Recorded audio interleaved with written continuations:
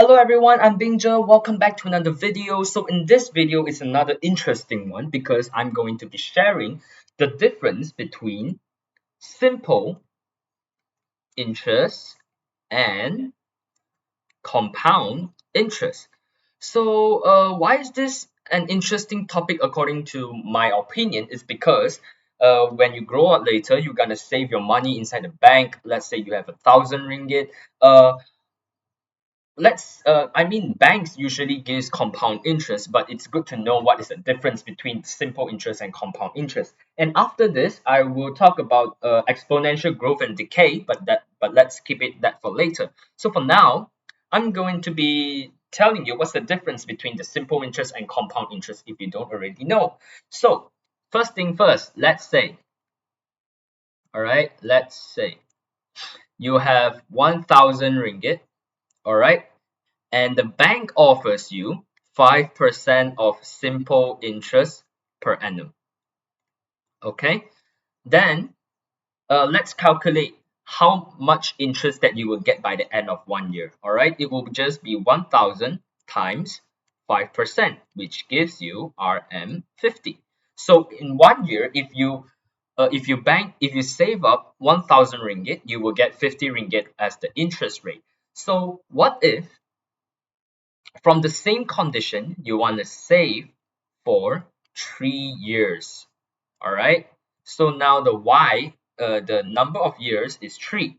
So how do we calculate the amount of interest and the final amount that you will get?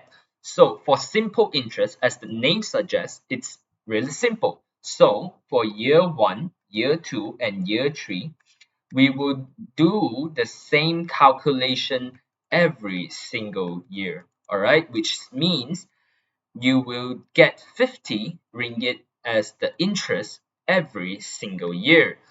And that also means that every year we are taking the principal amount that you bank in, all right, to multiply with the interest rate. All right, from here we will get two conclusions. One is the interest rate, uh, the interest uh, the interest that you will get by the end of 3 years is RM 150.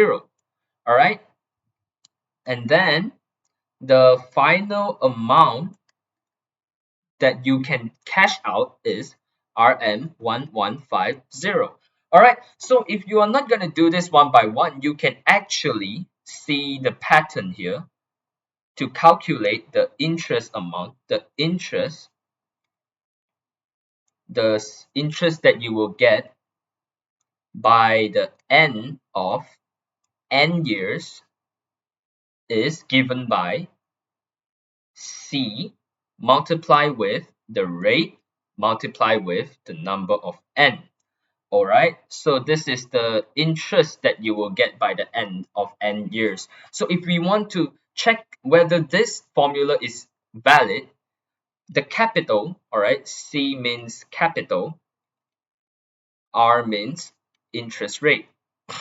All right, so C is 1,000, R is 0.05, 5%, all right, and then N is, let's say 10 years, from the just now is 3 years, all right, and if you press your calculator, 1,000 times 0.05 times 3, you will get 150. All right, and this is the shortcut formula that you can use in order to calculate the amount of simple interest you can get by the end. All right, so this is about simple interest, and it's really simple, isn't it? So now we will look at the compound interest, and which is mostly used in banks all over the world. So what is compound interest? All right, same rule as same info given, 1,000, 5%, but now this time is compound interest per annum. All right, sorry, this is a little bit too messy. Okay, 5% compound interest per annum. So just let me rewrite this real quick. 5% compound interest per annum. So what is the difference between simple and compound interest? If it's only 1 year, it's the same, all right? 1,000 times 5%, you will get 50 ringgit by the end of first year. But now, what if, given that you are to save for 3 years? Okay, so here comes the difference between the first part and the second part, because the second part here, the compound interest, don't take the same principal value every single year. If you remember from the simple interest, you are multiplying 5% with 1,000 ringgit every single year because 1,000 is the principal amount. So the difference is here. For the first year, 1,000 times 5%, you get 50. All right. This is the interest that you will get by the end of first year.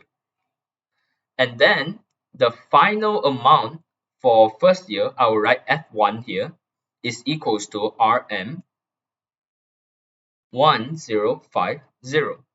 All right, agree? So it's just 1,000 ringgit plus with the interest that you get by the end of the first year.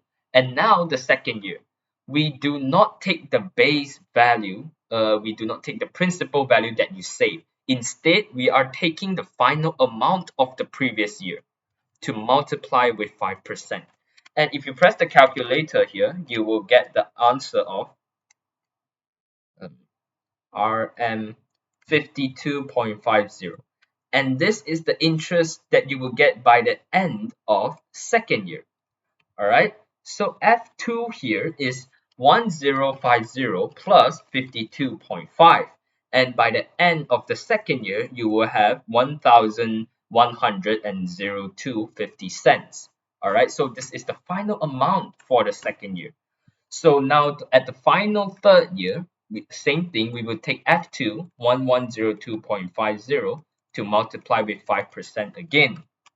1102.5 times 5%, and the interest that you will get for the third year is 55.125, and we're just going to take the whole value because it's the working by end of third year. And your F3, which is the final value, is equals to 1102.5 plus with 55.125.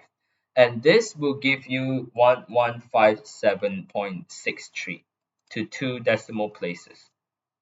All right, because whenever you are at the final one, you will need to use you need to convert your currency to 2 decimal places. It's a must. All right. So you might ask, from here, you can see that the final amount of simple and compound interest, given the same length and the same interest, compound interest will give you a higher yield by the end of the year. All right. So you might ask, like, if the length is short, we can do it one by one. But what if you are to save for 10 years or 20 years? Counting it one by one will take you ages. All right. So there is a formula for compound interest. All right. So the interest, actually for compound interest, we are not talking about the interest that you will get. The calculations for compound interest will straightly give you, let me make it short, small a bit. All right, you will see a few indicators here. Let n be number of years that you will want to save your money. All right, and let C be capital, which means it's the amount of money you save at initially. All right, and then R be interest rate. This is compounded annually. All right, this is very important because I'm not sure if you will face different compound periods, like compound quarterly or compound half annually.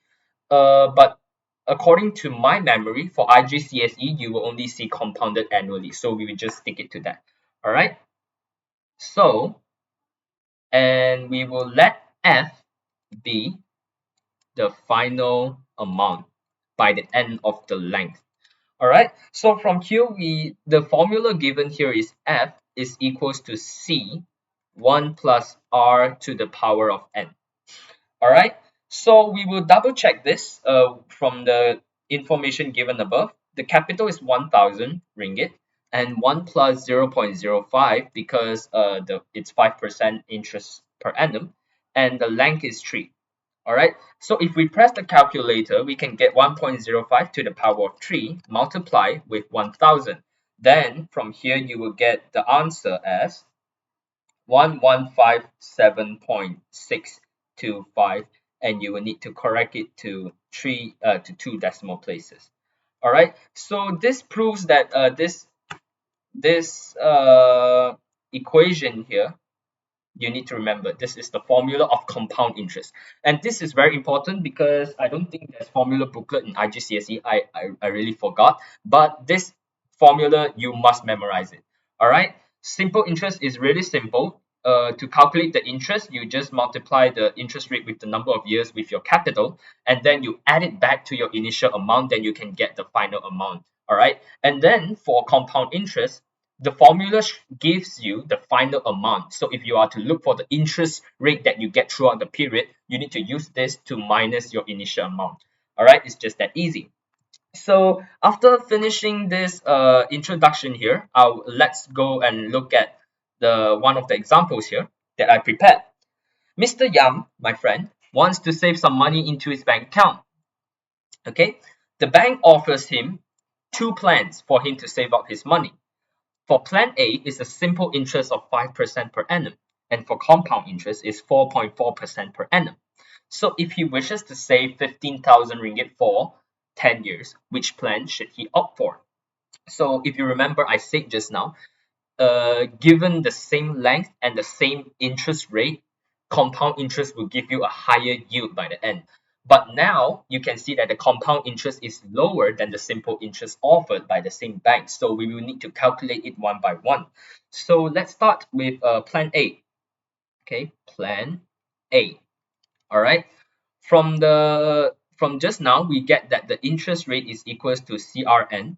So we will take 15000 multiply with 0.05 multiply with 10 years. All right, because the C here is 15000 and the N here is 10. And the rate is different, so we will not write it out. So times 10. And if you press your calculator here, 15000 times 0.5, you will get 7,500 interest. This is the interest that you will get. All right, since compound interest gives you the final amount, we will now calculate the final amount by the end of 10 years for plan A is equals to 15,000 plus 7,500.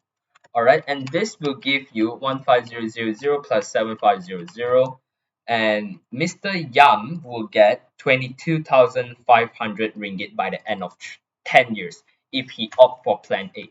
So we are not done yet. So we will now need to calculate for plan B. For plan B, all right, the equation is given. F is equals to C 1 plus R to the power of N. So here C is the same, N is the same, but the interest is 4.4%. So is equals to 15000 divide and multiply with 1 plus, all right, 0.044 to the power of 10. All right. Why is it 0.044? Because from here, all right, 4.4% is equals to 4.4. Why is it not writing? 4.4 divided by 100, which gives you 0.044 if you press your calculator. All right, so this is the percentage chapter. You can check back the previous video if you don't know how to get this. It's very important. So from here, you can press your calculator. This is a plus, by the way. It's 1.044 to the power of 10, and you multiply it with 15,000.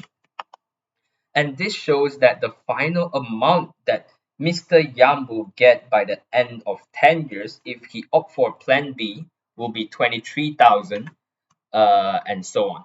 So if you compare plan A and plan B, you can see that plan B still gives a higher yield than plan A. All right, so common sense will tell you to opt for plan B because you obviously want more money, isn't it? So you must always remember to do the conclusion. All right, it's very important for your maths paper, especially paper 4. You need to include conclusion. If not, you will be minus. Your marks will be deducted. All right, conclusion: Mr. Yam should, all right, because we cannot control what he wants. Maybe he have too much money, he just want to goes for plan A, who knows. So we just write Mr. Yam should opt for plan B. All right, this answers the question. uh if you want to further write, because plan B yields more by the end of 10 years. So yeah, this is the end of this video. And also, sorry, this not the end of the video yet. I'm sorry. Okay, I'll now talk a little bit about the exponential growth and decay, and I'll see you guys in the next part.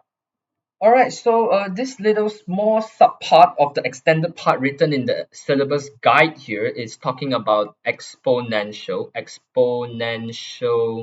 growth and decay. So it's hard to explain what is it actually. This is basically compounding continuously. So I will now give you an example here. Uh, in a town, there are 1,000 rabbits, and they they they reproduce and increases by 8% per year. All right, increase by 8% per year.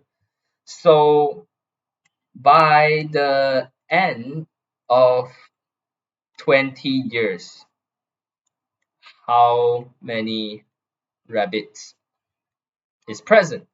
So if you notice this, it's actually the similar thing to the compound interest formula that you learned earlier.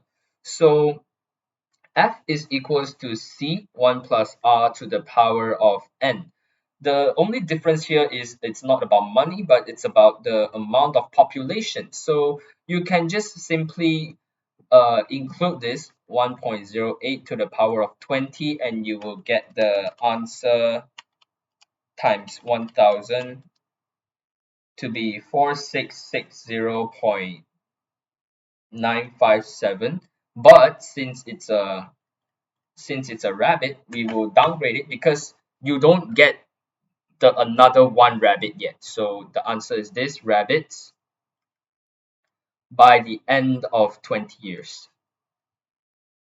All right, so it goes the same. This is exponential growth because as you can see, they are growing every single year. But what about exponential decay? So decay here means that it's decreasing.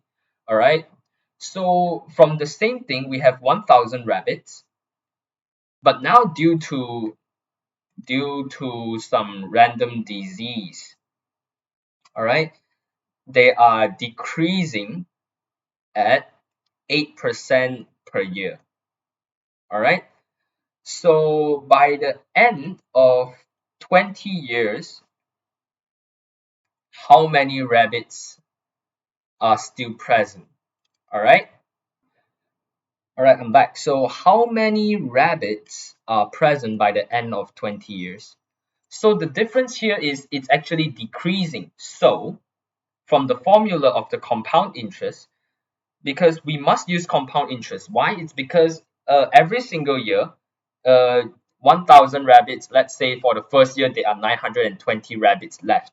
We cannot minus from the 8% out of 1000 again by the second year, we must take the amount left from the previous year. So it's still the compound interest. F is equal to C 1 plus R to the power of n. But there's one thing, R is now decreasing, which means it's a negative rate. So negative. So you will now make it to 1000 1 minus 0 1 minus 0.08, all right, to the power of 20, and this will give you 0.92 to the power of 20. And if you press your calculator, 0.92 to the power of 20 multiply with 1000, by the end of 20 years you will only have 188 rabbits left. So sad.